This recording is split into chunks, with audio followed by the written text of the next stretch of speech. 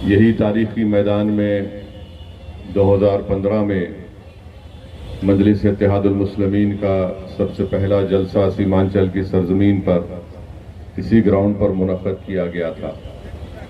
मुझे अच्छी तरह याद है कि जब ये जलसा हो रहा था, इस ग्राउंड में, इस मैदान में पूरा पानी बहा हुआ था और बहुत से हज़ारों की तादाद में लोग यहाँ पर आए थे, खुद से आए थे।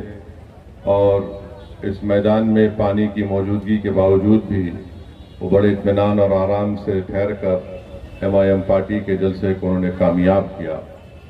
मैंने इस मैदान में खड़े होकर कहा था कि मजलिस सीमांचल की सरजमीन पर आई है, यहाँ पर इंशाअल्लाह ताला हम अपना झंडा यहाँ पर लगाएंगे और कभी भी हम मुड़कर नहीं देखेंगे, ना हम इस सरजमीन को छोड़कर जाएंगे। मैंने बार बार आपको ये बात कहा है कि मैं यहाँ पर अपनी मकबूलियत में इजाफा करने के लिए नहीं आया हूँ। मैं यहाँ पर आया हूँ, मजलिस यहाँ पर आई है ताकि यहाँ पर सीमांचल की आवाम से इंसाफ हो सके। और हमारा मानना यह है कि हमारे नौजवानों का मुस्तकबिल उस वक्त अच्छा होगा, हमारे बुजुर्ग और हमारी माँ और बहनों की आंखों से आंसू उस वक्त रुकेंगे जब यहाँ के नौजवानों को हम एक सही राह पर लेकर जाएंगे। और उस वक्त भी कहा हूँ, आज भी कह रहा हूँ, याद रखिए मेरी इस बात को, जब तक आप अपने हाथों से, अपने आंसुओं से, अपनी दुआओं से, अपने खून पसीने से आप अपनी लीडरशिप को नहीं बनाएंगे, आपके ख्वाब मुकम्मल नहीं होने वाले हैं। हमारे ख्वाब उसी वक्त मुकम्मल हो सकते हैं जब हम अपनी एक लीडरशिप को बनाएंगे। याद रखिए, बिहार प्रदेश की एक तल्ख हकीकत है, वो हकीकत ये है कि हर समाज का उनका एक नेता है। और अगर आप अपने नेता को बनाएंगे तो कोई नेता आसमान से आने वाला नहीं है, कोई नेता जमीन से निकलने वाला नहीं है। आप ही के दरमियान से आपको अपनी लीडरशिप को बनाना है। यकीनन मैं आपसे इस बात का, आपके दरमियान में खड़े होकर इस बात का इकरार करता हूं कि 5 साल पहले हम तमाम ने बड़ी मेहनतें की, काविशें की, कुर्बानियां दी और हमको कामयाबी मिली। 5 विधायक हमारे कामयाब हुए, मगर बड़े अफसोस की बात है कि 4 उसमें से गद्दार निकले, अपना ईमान और अपना ज़मीर बेचकर वो सीमांचल की सरजमीन पर बसने वाले गयूर अवाम के पीठ पे खंजर घोंपा।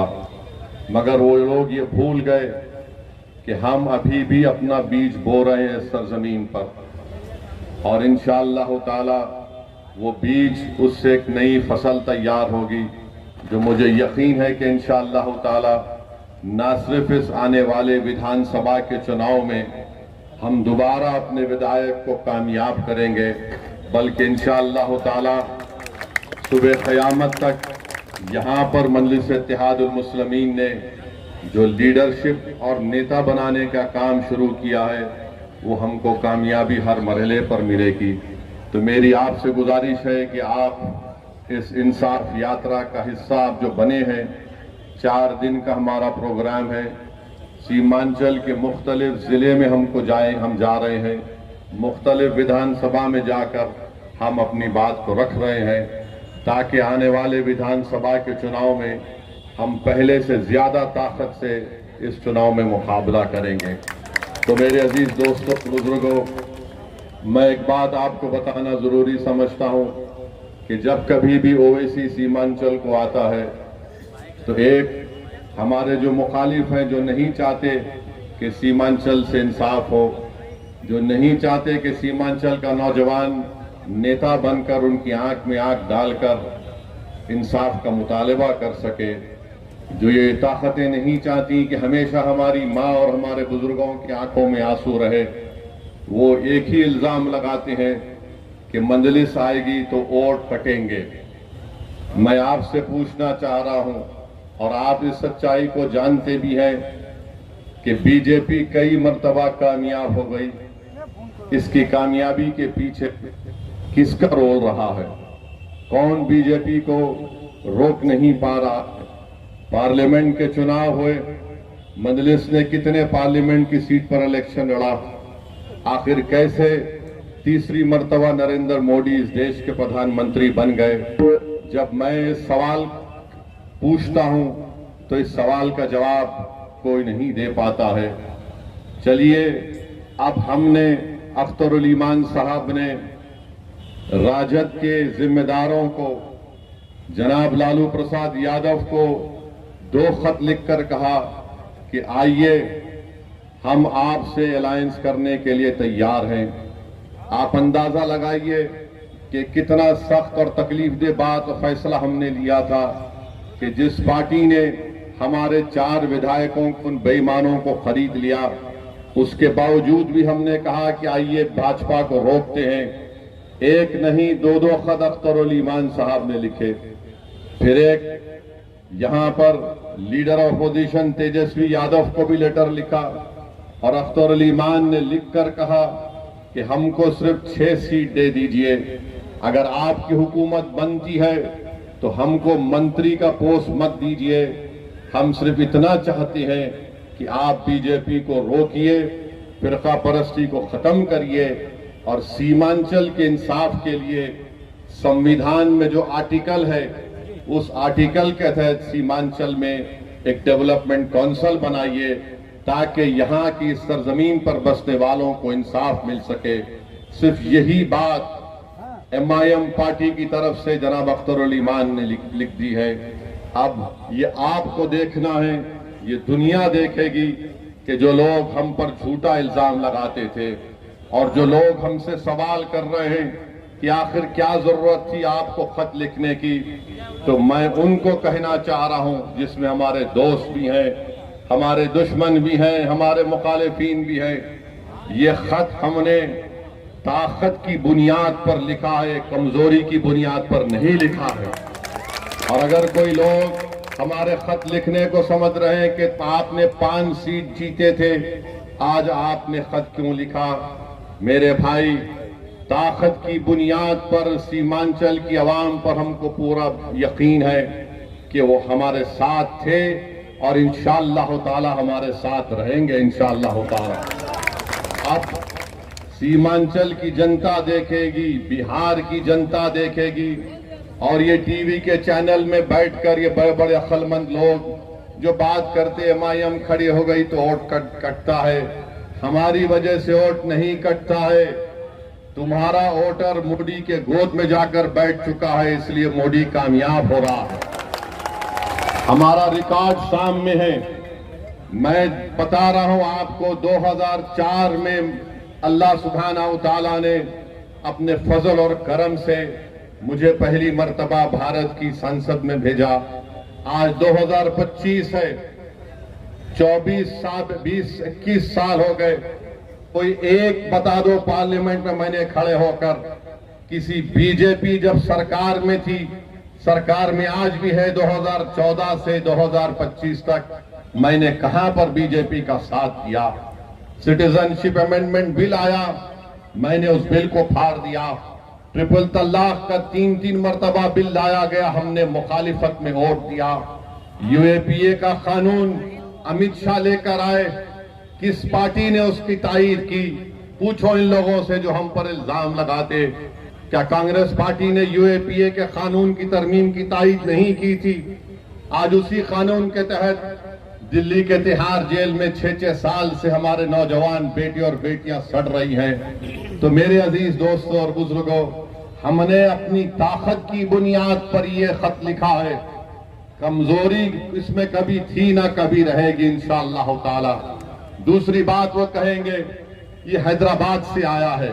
हाँ, मैं हैदराबाद से आया हूं, चांद से नहीं आया हूं, इसमें कोई बुरी बात नहीं है।